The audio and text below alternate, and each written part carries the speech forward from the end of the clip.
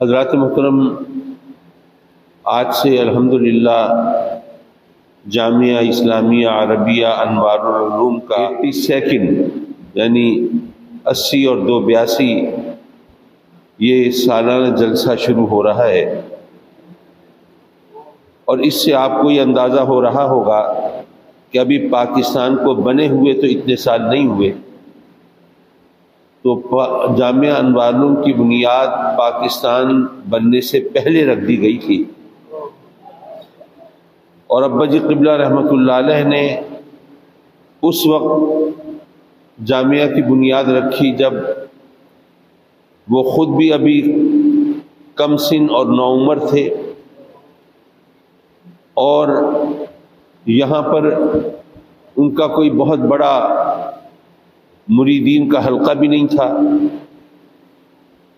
پرانا زمانہ تھا، اور ابا جی قبلہ رحمۃ اللہ علیہ اس وقت ایک قاتلانہ حملے سے روبہ صحت ہو رہے تھے۔ اس کی بنیاد جیسے میں پہلے کئی بار بتا چکا ہوں گا، لیکن دوبارہ بہت سے ان سامعین کے لیے جو اب نئے ہوں گے عرض کرتا چلوں کہ ابا جی قبلہ رحمۃ اللہ علیہ پر قاتلانہ حملہ کیا گیا کہ اس شریف کے قریب ایک جگہ بلہ جھولن ہے۔ اب تو ظاہر ہے کہ ہم گلوبل ولیج میں ہیں، جگہ جگہ کے نام اور ان کے رہنے والے لوگ رابطے میں رہتے ہیں، ہمارا آنا جانا بھی رہتا ہے۔ تو بلہ جھولن کے علاقے کے اندر وہ جو دوسرے مسلک کے لوگ، ان کا بڑا زور تھا، اور علاقے کے بااثر سردار وہ ان کے زیر اثر تھے، اور انہوں نے ابا جی قبلہ رحمۃ اللہ علیہ کو چکر دے کے دعوت دی، اور ایک عقیدہ جو کہ میرا خیال ہے کہ کسی بھی مسلمان کے لیے پریشانی کا سبب نہیں ہونا چاہیے، وہ خواہ انہوں نے ایک نون ایشو کو ایشو بنایا۔ پھر رب کائنات وہ جو ہمارا خالق و مالک ہے، بے شک وہ ہر چیز پر قادر ہے۔ یہ اور بات ہے کہ ابا جی قبلہ رحمۃ اللہ علیہ نے جو ترجمہ فرمایا اس میں ان اللہ علی کل شیء قدیر کا ترجمہ ایک اور انداز سے فرمایا، کیونکہ جب کہا جائے نا اللہ ہر چیز پر قادر ہے تو پھر بڑے الٹے سیدھے سوال بھی آنے لگتے ہیں، جیسے علم کلام کی کتابیں بھری ہوئی ہیں ایسے سوالوں سے۔ یہ بتائیے جی، اللہ تعالیٰ کیا اتنا بڑا پہاڑ بنا سکتا ہے جسے خود بھی نہ اٹھا سکے؟ اب ظاہر ہے کہ یہ اس سوال کا کیا جواب دیا جائے؟ اگر آپ کہیں کہ بنا سکتا ہے تو پتہ چلا کہ اٹھا نہیں سکتا، اور اگر کہو کہ سرے سے کہ بنا ہی نہیں سکتا، تو اس سوال کا جو بھی جواب دیا جائے اس سے اللہ کا عاجز اور مجبور ہونا ثابت ہوگا۔ اب کیا جواب دیں؟ اب یہ تو پہلیاں بوجھنے والی اور چکر لینے والی باتیں ہیں نا۔ تو میں دوستوں کو اس کا بڑا سیدھا سادہ اور آسان سا جواب دیتا ہوں کہ یاد رکھیے، صرف اسی سوال کا جواب دیا جا سکتا ہے جو سوال صحیح ہو۔ اگر سوال غلط ہو تو اس کا جواب دینا ممکن نہیں۔ مثلا اگر کوئی آپ سے کہے کہ جی 10 روٹیاں ہیں، 50 بندوں میں اس طرح تقسیم کر دیں کہ ہر ایک کے حصے میں آدھی روٹی آ جائے، تو کوئی کتنا بڑا میتھمیٹیشین کیوں نہ ہو، ریاضی دان کیوں نہ ہو، کتنا عالم و فاضل کیوں نہ ہو، بے شک آکسفورڈ یا کیمبرج کے اندر وہ میتھمیٹکس کا پروفیسر کیوں نہ ہو، اس سوال کا کیا جواب دے گا؟ وہ کہے گا بھائی یہ سوال غلط ہے، 10 روٹیاں ہیں، 50 آدمی ہیں، اور آپ کہتے ہیں کہ ہر بندے کے حصے میں آدھی روٹی آئے، تو 10 روٹیاں آدھی بھی تقسیم کرے 20 بندوں میں آ سکتی ہیں، 50 بندوں میں تو تقسیم نہیں ہو سکتی۔ یہ سوال غلط ہے، اس کا جواب کیا دے؟ تو اسی طرح جب یہ سوال کیا کہ بتاؤ اللہ کیا اتنا بڑا پہاڑ بنا سکتا ہے جسے خود بھی نہ اٹھا سکے، تو یہ سوال ہی غلط ہے۔ اس کا جو بھی جواب دو گے اللہ کا عاجز اور مجبور ہونا ثابت ہوگا، اور جو عاجز اور مجبور ہو وہ اللہ ہو ہی نہیں سکتا۔ جو عاجز اور مجبور ہو وہ تو اللہ نہیں ہو سکتا نا، تو اس لیے سوال غلط ہے، اس کا جواب کیا دیں؟ بہرحال تو جب یہ کہتے ہیں نا کہ اللہ ہر چیز پر قادر ہے، تو اس پر پھر اس قسم کی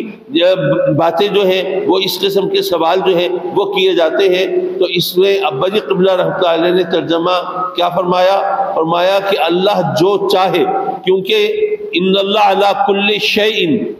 اب شیء کو آپ شے سے ضرور چیز سے بھی جوڑ سکتے ہیں اور مشیت سے بھی جوڑ سکتے ہیں، تو انہوں نے مشیت سے جوڑا، فرمایا کہ اللہ جو چاہتا ہے سو کرتا ہے، اللہ جو چاہتا ہے سو کرتا ہے۔ تو اب اگر کوئی الٹا سیدھا سوال کریں گے تو ہمارے پاس سیدھا جواب ہوگا بھئی کیا اللہ یہ کرنا چاہتا ہے؟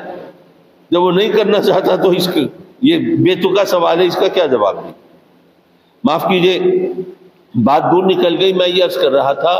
کہ وہاں پر کچھ لوگوں نے، اور آج کل بھی یہ بحث مباحثے بعض اوقات چلتے ہیں، کچھ لوگ اصرار کرتے ہیں کہ معاذ اللہ معاذ اللہ معاذ اللہ، اللہ جھوٹ بول سکتا ہے۔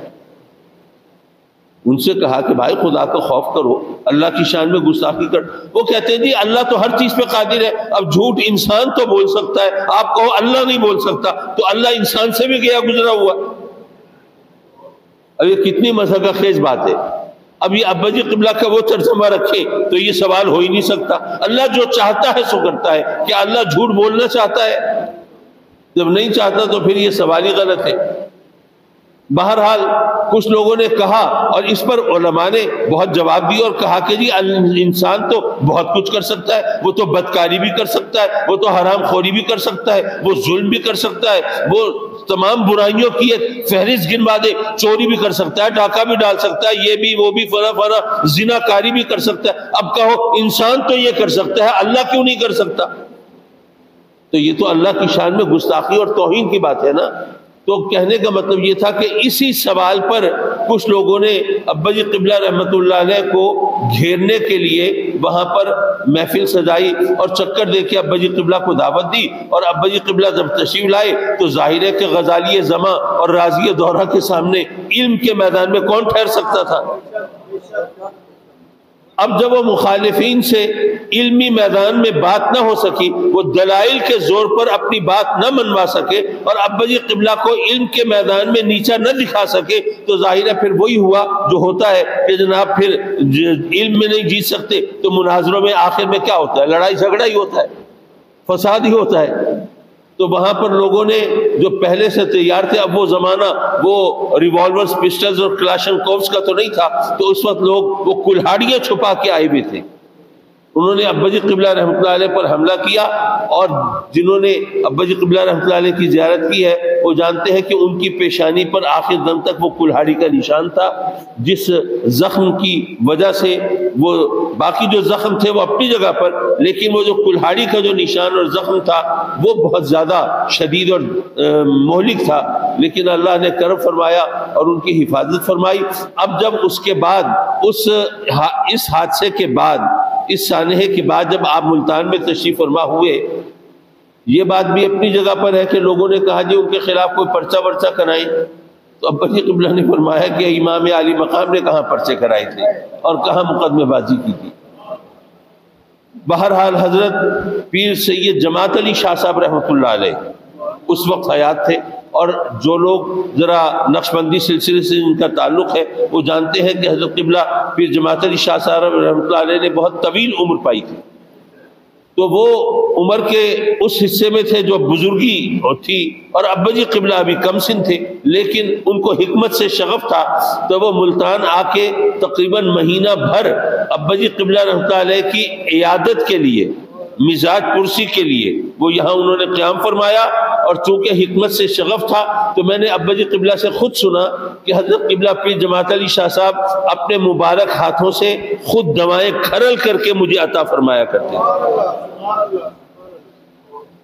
اور اسی طرح حضرت محدث کچھوٹوی رحمت اللہ علیہ وہ بھی تشریف فرما ہوئے، تو حضرت محدث کچھوٹوی جب مزاج پرسی کے لیے آئے تو انہوں نے پوچھا کہ کاظمی صاحب یہ تو اللہ کا کرم ہے، اس نے آپ کو بچا لیا اور الحمدللہ آپ دین کی خدمت کرتے رہیں گے، لیکن یہ بتائیے کہ اگر یہ آپ کے لیے آخری لمحات ہوتے، آپ نے دنیا سے رخصت ہو جانا ہوتا، تو آدمی جیسے دنیا سے جاتے ہوئے سوچتا ہے نا کہ بھئی یہ کام نہیں کیا، یا یہ میری محرومی رہ گئی، یہ دیکھیں مجھے یہ چیز نہیں ملی، تو کوئی تمنا، کوئی خواہش، کوئی آرزو، کوئی محرومی وہ کیا ہوتی آپ کے ذہن میں؟ اب میں سمجھتا ہوں یہ بھی اور یہ ان کا تصرف تھا کہ انہوں نے یہ سوال کیا جس کے نتیجے کے اندر یہ ساری کہانی آگے چل پڑی، ورنہ بظاہر یہ سوال عام طور پر نہیں کیا جاتا۔ بہرحال انہوں نے سوال کیا تو ابا جی قبلہ نے فرمایا کہ حضرت مجھے کوئی اور تو کوئی ایسی محرومی نہیں تھی اور کوئی تمنا اور کوئی آرزو، لیکن اتنی ایک خواہش ضرور رہ جاتی کہ میں کوئی مدرسہ قائم کر کے نہیں گیا، میں نے جو کچھ پڑھا تھا وہ میرے ساتھ سینے میں چلا گیا، میں وہ یہاں پہ فیض بانٹ نہیں سکا، مدرسہ نہیں قائم کیا، تو یہ ایک محرومی ضرور رہتی۔ تو حضرت محدث کا چھوچوی نے فرمایا کہ اچھا تو پھر اب تو آپ کو مدرسے کے قیام کے لیے کچھ نہ کچھ کرنا چاہیے۔ تو ابا جی قبلہ نے فرمایا کہ ٹھیک ہے حضرت، اللہ مجھے انشاءاللہ ہمت دے گا اور یہ صحت دے گا تو اس راستے پہ چلیں گے۔ تو اس وقت حضرت منشی اللہ بخش رحمۃ اللہ علیہ، یہ ٹینہ والی کھوئی کے علاقہ ملتان کے رہنے والے ہیں، آپ جانتے ہیں، تو وہاں پر اسی علاقے میں ابا جی قبلہ کا اس وقت قیام تھا۔ تو منشی اللہ بخش وہاں کے ایک متمول شخص تھے اور ابا جی قبلہ سے عقیدت رکھتے تھے، انہوں نے یہ بات سنی تو چپ کر کے اٹھے اور اندر چلے گئے، اپنے گھر چلے گئے، اور وہاں سے اس زمانے میں یہ بات ہو رہی ہے 1944 کی، جب سونا میرا خیال ہے کہ کوئی 20-25 روپے تولہ ہوا کرتا تھا۔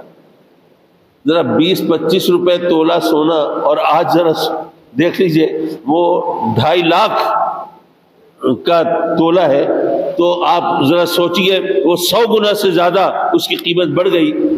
تو وہ جناب اس زمانے میں وہ 10,000 روپے اپنے گھر سے اٹھا کے لے آئے اور ابا جی قبلہ کی خدمت میں پیش کر دیے کہ حضرت میری طرف سے یہ قبول کیجئے اور جامعہ کی بنیاد رکھیے جو آپ مدرسہ بنانا چاہتے ہیں۔ اور یہ بھی دیکھیے کہ انہوں نے یہ نہیں کہا کہ حضرت آپ تو بیمار ہیں، صاحب فراش ہیں، آپ بستر پہ ہیں، آپ تو کام نہیں کر سکتے، یہ 10,000 روپے میں نے جامعہ کے لیے رکھ لیے ہیں، اب جناب ہم اور لوگوں سے بھی جو کچھ ملے گا کرتے ہیں اور ہم زمین خریدتے ہیں، یہ کرتے ہیں وہ کرتے ہیں۔ انہوں نے یہ اس کا انتظام و انسنام اپنے ہاتھ میں نہیں رکھا، بلکہ وہ ابا جی قبلہ کو آ کے عطا فرما دیے۔ اچھا، ابا جی قبلہ نے ظاہر ہے کہ رب کی بارگاہ میں آنسو بہا کر سجدہ شکر ادا کیا، اور پھر گھر سے ہماری جو والدہ تھی وہ اس وقت ہماری بڑی والدہ ابا جی قبلہ رحمۃ اللہ علیہ کی جو پہلی اہلیہ تھی وہ ہماری بڑی خالہ تھی، جن کا پہلی بچی کے پیدائش کے ساتھ انتقال ہو گیا تھا، تو اس وقت وہ موجود تھی۔ تو ان سے پتہ کروایا کہ جی آپ کے پاس کچھ ہے، تو انہوں نے کہا کہ ہاں کوئی 200 روپے خرچے کے لیے، اخراجات کے لیے، آپ کے علاج معالجے کے لیے ہیں، اور باقی میرا جو جہیز کا بری کا زیور ہے وہ ہے۔ تو ابا جی قبلہ نے کہا کہ اچھا ظاہر ہے ابھی علاج بھی چل رہا ہے اور گھر کی ضرورتیں بھی ہیں، تو آپ ایسا کریں وہ پیسے تو رکھیے، زیور بھجوا دیجئے۔ وہ میری والدہ ہی کہیے، میری بڑی والدہ، تو انہوں نے وہ زیور بھجوایا، وہ جتنے کا بھی بکا، ظاہر ہے مجھے تو نہیں پتا کہ وہ کتنا تھا اور کتنا نہیں تھا، لیکن مجھے یہ معلوم ہے کہ میرے جو نانا تھے وہ رامپور کے نوابین میں ان کا شمار ہوتا تھا الحمدللہ۔ تو انہوں نے وہ اپنا زیور بھجوایا، ابا جی قبلہ نے وہ جو بھی اس وقت کس کی ڈیوٹی لگائی ہوگی، کیا ہوگی، ظاہر ہے ہمارے لیے تو سب ایک مسٹری ہے، تو وہ بیچا، وہ منشی اللہ بخش صاحب کے وہ 10,000 روپے اور بھی جس دوستوں نے بھی جو بھی تعاون کیا، اور اس طرح جامعہ انوار العلوم کے لیے زمین خریدی گئی اور اس کی عمارت وہ اس میں تعمیر ہو گئی، اور اس کے لیے باقاعدہ چندہ مہم نہیں کرنی پڑی، کچھ نہیں ہوا۔ اور یہ ٹھیک ہے کہ اس وقت جامعہ انوار العلوم کے لیے جو جگہ خریدی گئی وہ مرلوں میں تھی، وہ کینالز میں نہیں تھی، مرلوں کے حساب سے تھی، اور وہ بہت سے لوگوں نے دیکھی ہوگی، چوکی چہلیک، اب تو تھانہ چہلیک ہے، چوکی چہلیک کے ساتھ وہ جگہ تھی، اور جہاں پر اب جامعہ انوار العلوم کا مدرسۃ البنات جہاں قائم ہے یہ وہی جگہ تھی، وہ چند مرلے جگہ ہے، وہاں پہ جامعہ انوار العلوم ابا جی قبلہ نے قائم کیا، اور وہاں پر درس و تدریس کا سلسلہ شروع ہوا، اور وہیں اسی چند مرلے کی جگہ پر جو مختصر سی عمارت تھی وہاں سے کیسے کیسے علماء پڑھ کے نکلے۔ آج ان کے نام لیں تو نام سن کے ہیبت طاری ہو جاتی ہے۔ حضرت قبلہ مفتی شجاعت علی قادری جسٹس رحمت اللہ علیہ، ان کے بڑے بھائی حضرت مفتی سعادت علی قادری رحمت اللہ علیہ، حضرت مولانا خدا بخش اظہر شجاع آباد میں جنہوں نے اظہر العلوم قائم فرمایا، حضرت مولانا خدا بخش اظہر، وہ مولانا وہ خورشید احمد صاحب فیضی ظاہر پیر کے، مولانا منظور احمد صاحب فیضی، مولانا شفیع اکاڑوی، مطلب یہ کہ وہ تو مجھے تو اب صحیح طور پر نام نہیں آ رہے ان شخصیات کے جن لوگوں نے جامعہ انوار العلوم سے فراغت پائی اور پھر انہوں نے یہاں پر پاکستان، اس وقت تو پاکستان نہیں بنا تھا، بر صغیر میں، اور پھر نکل کر پوری دنیا کے اندر جو دین کی، مذہب کی، مسلک کی خدمت کی، وہ کسی ایک ادارے سے، میں یہ تو نہیں کہتا کہ اس کی مثال نہیں ہوگی، لیکن کم مثالیں ہوں گی کہ ایک مثال سے اتنے نامور ہستیاں پڑھ کے نکلی، اور جب کوئی دیکھنے کے لیے آتا تھا نا، ملنے کے لیے ابا جی قبلہ سے اور جامعہ انوار العلوم کو دیکھتا تھا تو دیکھ کے حیران رہ جاتے تھے، یہ چند مرلے کی جگہ ہے اور یہاں سے جناب یہ لوگ فارغ و تحصیل ہو کے نکلے ہیں۔ نعرہ تکبیر، نعرہ رسالت، نور غزالی زمان۔ اور پھر انہوں نے، اور آپ یہ بھی جانتے ہوں گے، اور جو جن کا تعلق درس و تدریس، تعلیم و تعلم سے ہے، وہ جانتے ہیں کہ جو اچھے مقرر اور اچھے خطیب ہوتے ہیں تو ان کے مدارس عام طور پر کامیاب نہیں ہوتے۔ میں اب کسی کا نام نہیں لیتا، ورنہ اس میں چونکہ غیبت کا ایک پہلو نکلتا ہے نا، تو اس لیے میں نام نہیں لوں گا کسی کا، لیکن بڑے بڑے نامور مناظر، بڑے بڑے نامور علماء خطبہ، ان کے نام سے جو مدرسے قائم ہیں وہ ان کی حالت بڑی ناگفتہ بے ہے، اور ابھی بھی زیادہ سنبھل نہیں پائے۔ کیوں؟ اس لیے کہ ظاہر ہے وہ علماء، وہ خطبہ، وہ مقررین، وہ مدرسین، وہ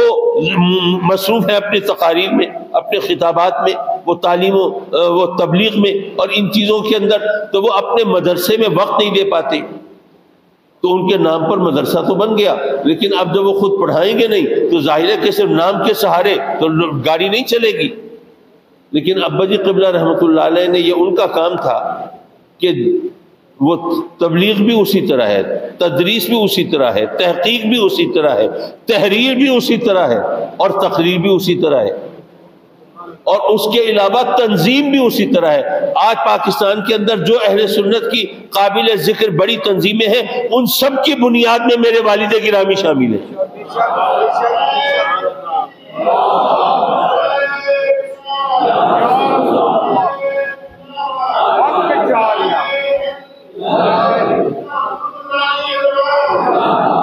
حضرات مکرم، ایک وقت تھا کہ اہل سنت کی واحد سیاسی تنظیم، نمائندہ تنظیم واحد، وہ جمعیت علماء پاکستان تھی، جس کے پہلے ابا جی قبلہ نے جب اس کی بنیاد رکھی تھی، اور یہی جامعہ انوار العلوم میں اسی چند مرلے کی جو جگہ ہے وہیں پر یہ بنیاد رکھی گئی تھی۔ پورے ملک سے علماء و مشائخ اکٹھے ہوئے تھے، اور اس میں حضرت مولانا ابو الحسنات قادری رحمۃ اللہ علیہ، اب جن کا میں نے نام لیا ہے جو جانتے ہیں ان کو اندازہ ہوگا کس ہستی کا ذکر ہو رہا ہے، تو وہ ان کو پہلا صدر مقرر کیا گیا، اور سب نے مجبور کر کے ابا جی قبلہ کو پہلا ناظم اعلیٰ بنایا۔ اب جناب اس کے بعد پھر مولانا عبد الحامد بدایونی اس کے صدر بنے، حضرت صاحبزادہ فیض الحسن شاہ صاحب بھی بنے، جناب حضرت خواجہ قمر الدین سیالوی رحمۃ اللہ علیہ شیخ الاسلام وہ اس کے امیر ہوئے۔ سن 70 کے جو الیکشن تھے اس وقت حضرت خواجہ قمر الدین سیالوی رحمۃ اللہ علیہ وہ جے یو پی کے صدر تھے، اور جب یہ اسمبلی کے اندر ماشاءاللہ جے یو پی کی نمائندگی ہوئی تو وہاں پر پھر جو نیکسٹ الیکشنز ہوئے اس میں پھر مولانا شاہ احمد درانی کو لوگوں نے اس کا صدر چنا۔ بہرحال کہنے کا مطلب یہ ہے کہ اس وقت اہل سنت کی واحد سیاسی تنظیم جو ہے، اب آج کل تو ماشاءاللہ اتنی تنظیمیں ہیں کہ ان کے نام بھی ایک ہاتھ کی انگلیوں پر پورے نہیں آتے، تو اس وقت اس واحد سیاسی تنظیم تھی، اس کی بنیاد میرے والد گرامی نے رکھی، انہی کی دعوت پر سب جمع ہوئے یہی جامعہ انوار العلوم میں۔ اس کے علاوہ آپ جانتے ہیں میں اہل سنت کی نمائندہ تنظیموں کی بات کر رہا ہوں، جو بعد میں چھوٹی چھوٹی تنظیمیں بنی ان کی بات نہیں کر رہا۔ جماعت اہل سنت پاکستان جب سن 78 میں ضیاء الحق نے سیاسی جماعتوں پر پابندی لگا دی، اب جے یو پی کو کل عدم جے یو پی لکھا جاتا تھا، شاید دوستوں کو یاد ہو، کل عدم یعنی نہ ہونے کے مترادف۔ تو اس وقت اب کام کرنے کے لیے کیا چاہیے تھا؟ کوئی تنظیم چاہیے تھی، کوئی پلیٹ فارم چاہیے تھا. تو اس وقت ابا جی قبلہ رحمۃ اللہ علیہ نے جماعت اہل سنت پاکستان کی بنیاد رکھی، اور اس کے پہلے امیر بھی ابا جی قبلہ رحمۃ اللہ علیہ مقرر ہوئے. یہی ملتان میں سنی کانفرنس ہوئی تھی سن 78 کی سنی کانفرنس. جنہوں نے اس میں شرکت کی ہوگی انہوں نے یاد ہوگا کہ وہ کیا روح پرور منظر تھا اور کیا صورت تھی. اور پھر شاید ایسی بڑی بڑی ہستیاں وہ اکٹھی شاید پہلے جمع نہیں ہو پائی جس طرح اس وقت جمع ہوئی تھی. اور اس کے علاوہ آپ جانتے ہیں کہ اہل سنت کی جو تعلیمی بورڈ ہے تنظیم المدارس، اس کی بنیاد جب رکھی گئی تو اس میں بھی ابا جی قبلہ رحمۃ اللہ علیہ اس کے بنیاد میں شامل ہیں. اور پھر ابا جی قبلہ کو صدر بھی بنایا گیا اس کا. اور جب آپ نے وصال فرمایا اس وقت بھی آپ اس کے صدر تھے. اور دعوت اسلامی چونکہ اس سے پہلے یہ ہوتا تھا کہ تبلیغی جماعت تھی ایک، اس کے علاوہ کوئی دوسری تبلیغی جماعت نہیں تھی. اب جن لوگوں کو دین کی راہ میں نکلنے کا شوق ہوتا ہے، بھائی نکلیں، تبلیغ کریں، لوگوں کو دعوت اسلام دیں اور ان کو سیدھے سچے راستے پہ لائیں اور بھٹکے ہوئوں کو صراط مستقیم دکھائیں. تو جن کے اندر یہ جذبہ ہوتا ہے، یہ شوق ہوتا ہے، وہ ظاہر ہے وہ نکلنا چاہتے ہیں. اب چونکہ ایک ہی تبلیغی جماعت تھی وہ رائے بنڈ والی، تو اب جن کے اندر یہ شوق تھا وہ وہی جا سکتے تھے. اب ان کا مسلک اور مذہب وہ دوسرا. اب لوگوں کو اگر ہم روکتے کہ وہاں نہ جائیں تو کہتے تھے جی وہاں نہ جائیں تو کہاں جائیں، کوئی متبادل نہیں تھا. تو وہ اب اہل سنت کے لیے تاکہ وہ اپنے عقیدے اور اپنے مسلک کے مطابق وہ تبلیغ بھی کر سکے اور اپنے اس شوق کی تکمیل بھی کر سکے اور اللہ کی طرف سے رحمتوں کے حقدار بھی بن سکے، ان کے لیے دعوت اسلامی کی بنیاد رکھی گئی. تو 3 افراد تھے جنہوں نے بنیاد رکھی، میرے والد گرامی رحمت اللہ علیہ، مولانا شاہ احمد نورانی اور انڈیا کے مولانا ارشد القادری. یہ 3 ہستیاں تھیں جنہوں نے ان کی بنیاد رکھی. یہ مولانا الیاس قادری صاحب ماشاءاللہ اس وقت نوجوان تھے بالکل، اور چونکہ تبلیغی جماعت کی بنیاد رکھنے والے بھی مولانا الیاس رامی صاحب تھے تو ان کے نام کی مناسبت بھی سامنے تھی. اور پھر یہ کہ اس وقت ATI سے ان کا تعلق تھا تو جوش اور جذبہ بھی ان کے اندر تھا. تو ان تمام چیزوں کو دیکھ کر پھر ان کے سر پہ یہ دستار رکھی گئی کہ بھئی یہ کام آپ نے کرنا ہے، اور انہوں نے پھر اس کو الحمدللہ بخیر و خوبی بڑھایا. اور اس طرح ہمارے پاس ایک متبادل پلیٹ فارم آیا کہ بھئی جو دین کی راہ میں نکلنا چاہتے ہیں تو مسلک اور مذہب کے نام پر سودا نہ کریں بلکہ اپنی جو مسلک کی جماعت ہے اس میں شامل ہوں. حضرات مکرم، تو یہ 4 بنیادی جماعتیں اہل سنت کی جن سے پھر آگے شاخیں پھوٹی اور سارا سلسلہ شروع ہوا، ان 4 کی بنیاد میرے والد نے رکھی. اچھا، پھر یہ کہ غزالی زماں راضی دورہ کے القاب آپ کو یہ نہیں ہوا کہ جب آپ ماشاءاللہ سفید ریش ہو گئے، بہت علماء آپ کے شاگرد ہو گئے اور جناب وہ بہت لوگوں نے آپ کو مان لیا اور پھر آپ کو لقب دیا گیا. نہیں، جب جامعہ انوار علوم کی بنیاد رکھی جا رہی ہے، ذرا اندازہ کیجئے، جب جامعہ انوار علوم کی بنیاد رکھی جا رہی ہے تو اس بنیاد کے بنیادی یوم تاسیس میں بنیاد رکھتے ہوئے جو جلسہ ہوا، اس میں جب ابا جی قبلہ رحمۃ اللہ علیہ نے خطاب فرمایا تو حضرت مخدوم صدر الدین گیلانی رحمۃ اللہ علیہ، یوسف رضا گیلانی کے پردادا، وہ ان کی صدارت تھی. اور حضرت محدث کچھوتوی رحمت اللہ علیہ وہ مہمان خصوصی کے طور پر تشریف فرما تھے اور خصوصی خطاب انہی کا ہونا تھا. تو ابا جی قبلہ نے جب جامعہ انوار علوم کے حوالے سے خطاب فرمایا تو اس کے بعد حضرت محدث کچھوتوی رحمت اللہ علیہ جب آئے اسٹیج پر تو انہوں نے کہا کہ بھئی یہ کاظمی صاحب کی تقریر تو میں نے آج سنی ہے اور ان کے علم کا تو مجھے آج اندازہ ہوا ہے، تو یہ تو غزالی زماں ہیں، یہ تو راضی دورہ ہیں، یہ تو اپنے وقت کے غزالی ہیں. جس طرح امام غزالی کے وقت میں ان کے علم کا سکہ ہر جگہ چلتا تھا اور ان کے علم کی ہیبت ہر جگہ چھائی ہوئی تھی اور مخالفین بھی ان کے علمی عظمت پر انگشت نمائی نہیں کر سکتے تھے، تو انہوں نے کہا کہ یہ تو اپنے وقت کے غزالی ہیں. اور جس طرح امام راضی وہ ان کی تفسیر کبیر جن علماء نے دیکھی ہے وہ نقطہ سنجی اور وہ ادق اور باریک نکات جو انہوں نے بیان فرمائے ہیں اس کی کہیں اور مثال نہیں ملتی. تو انہوں نے کہا کہ جب قرآن کی تفسیر بیان کرتے ہیں تو یہ لگتا ہے کہ اپنے دور کے راضی ہیں, یہ راضی دورہ ہیں, یہ غزالی زماں ہیں. یہ القاب اس وقت دیے تھے جب جامعہ انوار العلوم کی بنیاد رکھی جا رہی تھی, یعنی آج سے 82 سال پہلے. جناب محترم, آج کل علماء کو, مشائخ کو جو خطابات دیے جاتے ہیں یا تو ان کے شاگرد دیتے ہیں یا مرید دیتے ہیں, عقیدت مند دیتے ہیں, چاہنے والے دیتے ہیں. شاید یہی وجہ ہو کہ اب وہ القاب و آداب کی وہ اہمیت نہیں رہ گئی. ایک زمانہ تھا کہ جب شیخ الحدیث کی ترکیب بولی جاتی تھی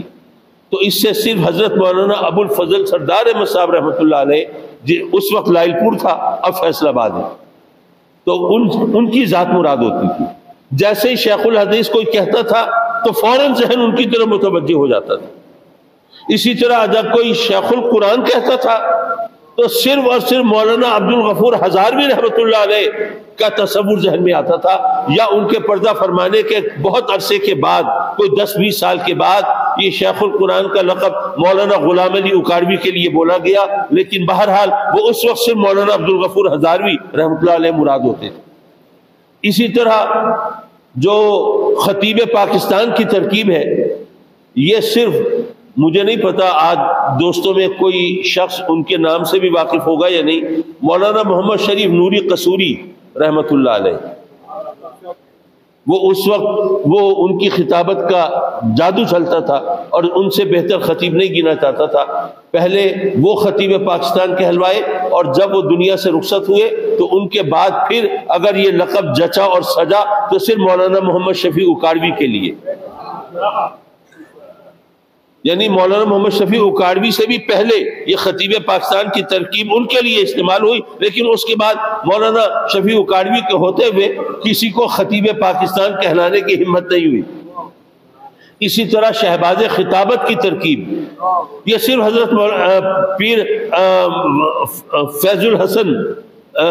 آلو مہا شریف کے, وہ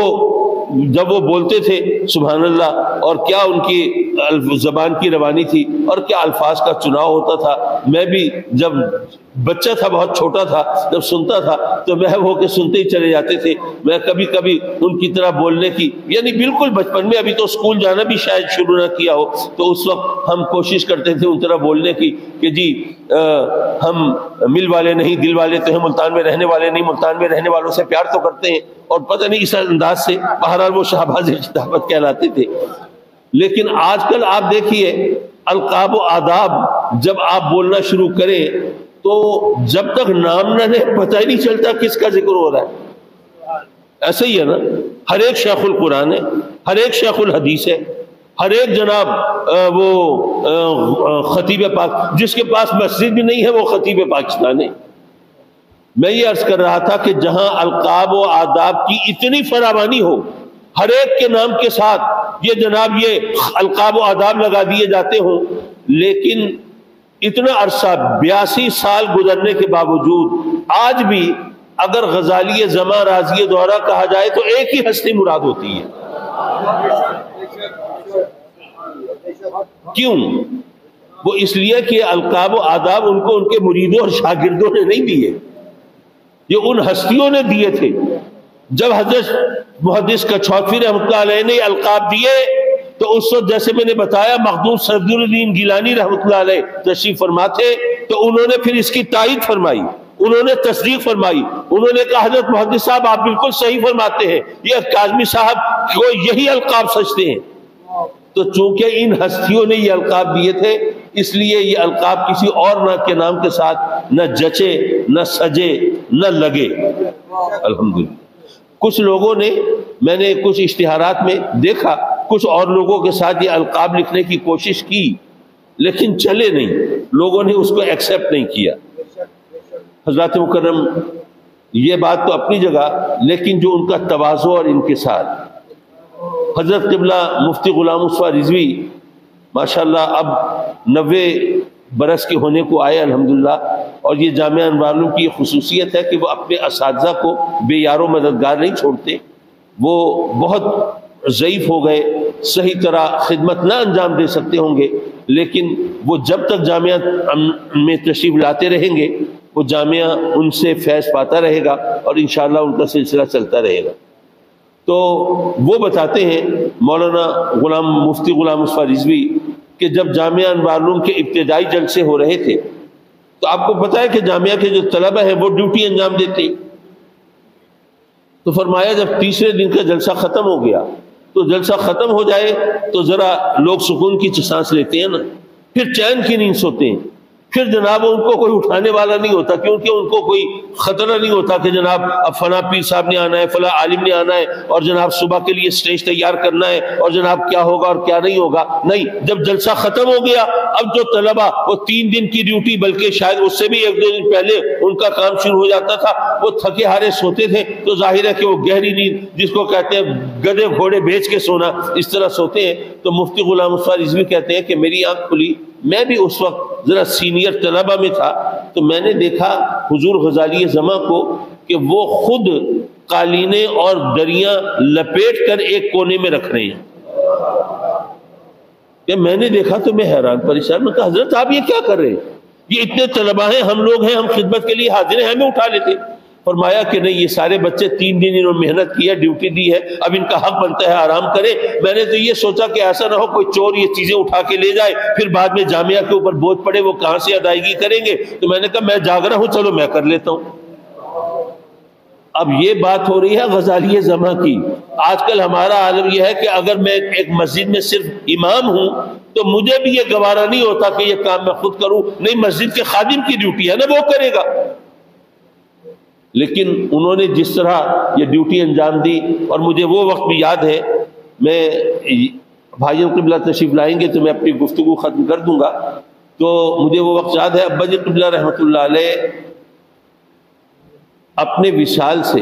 4 جون سن 1986 کو آپ کا وصال ہوا۔ 4 جون سن 1986 کو شام کا وقت تھا، عشاء کا وقت تھا، آپ کا نہیں،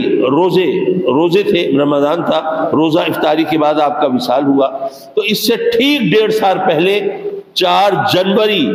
اس وقت عشاء کا وقت تھا، کیونکہ 4 جون کو جو افطاری کا وقت تھا، 4 جولائی کو وہ عشاء کا وقت تھا۔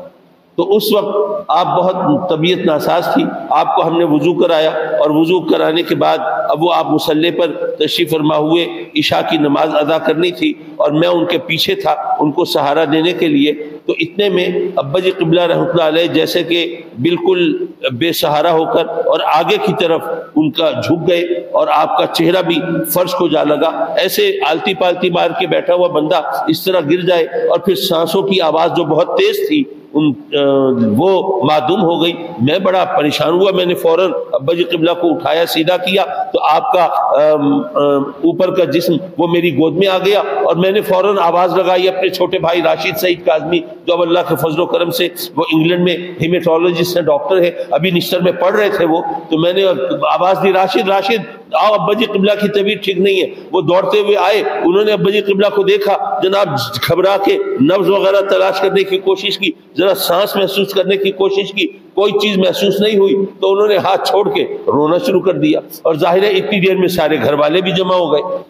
اب رونا پیٹنا مچا ہوا ہے، اب میں ابا جی قبلہ کا وہ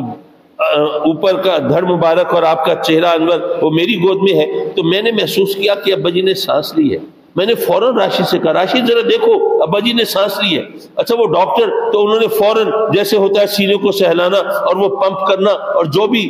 ترکیب ہوتی ہے وہ اختیار کی۔ تو یہ اس دوران جو چند منٹ گزرے تھے، اس کے بعد ابا جی قبلہ کی ذرا سانس دوبارہ چلنا شروع ہوئی، اور دھڑکن بھی کس طرح چل رہی تھی وہ تو اللہ بہتر جانتا ہے۔ میرا بھانجا احمد رضا وہ اتنی دیر میں جا کے ڈاکٹر کو بلا لایا تھا نشتر سے۔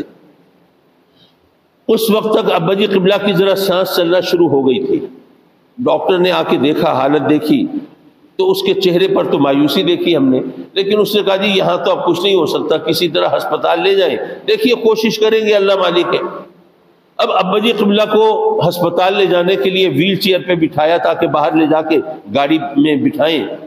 تو ویل چیئر پر جب بٹھایا تو ظاہر مصلے سے اٹھا کے بٹھایا تھا نا, تو پاؤں میں جوتے تو نہیں تھے. تو پاؤں میں جوتا پہنانے لگا تو میں نے محسوس کیا کہ ابا جی قبلہ جوتا نہیں پہن رہے بلکہ انگلیوں کو ذرا سکیڑ لیا. تو میں حیران ہوا کہ ابا جی جوتا کیوں نہیں پہن رہے. میں نے اوپر دیکھا تو انہوں نے نیچے دیکھ کے اشارہ کیا تو پتہ چلا کہ میں بائیں پاؤں میں جوتا پہنا رہا تھا پہلے. تو انہوں نے اشارہ کیا کہ نہیں, پہلے سیدھے پاؤں میں جوتا پہناؤ. اب ذرا سوچیے, ایسا وقت جبکہ کئی منٹ کے لیے سانسیں اور نبضیں ختم ہو چکی ہوں, ایسے وقت میں ان کو سنت کا اتنا پاس ہو, یہ اب انہی کا کام تھا. بہرحال ہسپتال لے گئے, اللہ نے کرم کیا, ابھی زندگی لکھی تھی تو وہ کچھ طبیعت بحال ہوئی, لیکن ابھی وہیں آئی سی یو میں تھے, انٹینسو کیئر یونٹ میں تھے, اور ظاہر تمام ڈاکٹرز خدمت میں مشغول رہتے تھے. تو 2-3 دن گزرے تو مجھے بلایا, فرمایا کہ بیٹے ایسا ہے کہ یہ ڈاکٹرز تو بہت مہربان ہیں, بہت اچھے ہیں, ہم جو بھی ان سے بات کرتے ہیں مان لیتے ہیں, تو بیٹے وہ مدرسے کے طلباء کا بڑا حرج ہو رہا ہوگا سبق کا, تو یہیں ہسپتال کے برآمدے میں اگر طلباء آ جائیں میں یہیں ان کو درس دے دوں گا. میں بتانا یہ چاہ رہا تھا کہ علماء کے جو مدارس ہیں وہ ناکام اس لیے ہوتے ہیں کہ وہ اس میں درس و تدریس جاری نہیں رکھ سکتے. اور ابا جی قبلہ رحمۃ اللہ علیہ کا عالم یہ کہ جب ڈاکٹروں نے ملاقات پر پابندی لگائی ہوئی ہے, آئی سی یو میں ہے, وہاں پر بھی ان کو طلباء کے سبق کی فکر ہے, تو باقی زندگی میں انہوں نے طلباء کو پڑھانے میں وہ کتنی محنت کی ہوگی آپ سوچ سکتے ہیں. اور یہی وجہ ہے کہ وہ جو چند مرلے کی جو جگہ تھی آج اللہ کے فضل و کرم سے ایکڑوں کے حساب سے وہ یونیورسٹی کی شکل اختیار کر گئی ہے, اور 1 دسمبر کو اس کا بھی افتتاح ہوگا انشاءاللہ العزیز. ابا جی قبلہ رحمۃ اللہ علیہ اپنے وصال سے کچھ عرصہ پہلے وہ جامعہ انوار العلوم جہاں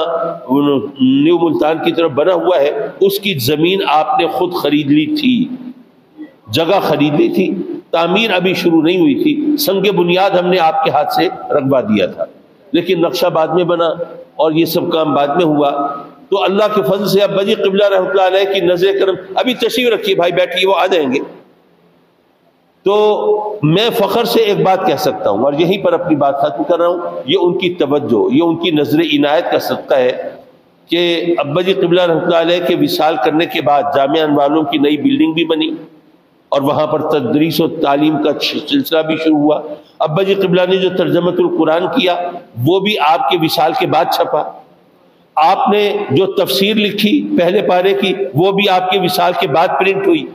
آپ نے اپنے وصال سے 4 دن پہلے جو کتاب مکمل فرمائی تھی درود تاج پر اعتراضات کے جوابات, وہ بھی آپ کے وصال فرمانے کے بعد شائع ہوئی. آپ کے مقالات کی وہ 3 اور 4 دل وہ بھی آپ کے وصال کے بعد شائع ہوئی. آپ کے خطبات کی جلدیں وہ بھی آپ کے وصال کے بعد شائع ہوئی. مدرسۃ البنات بھی آپ کے وصال کے بعد چلا.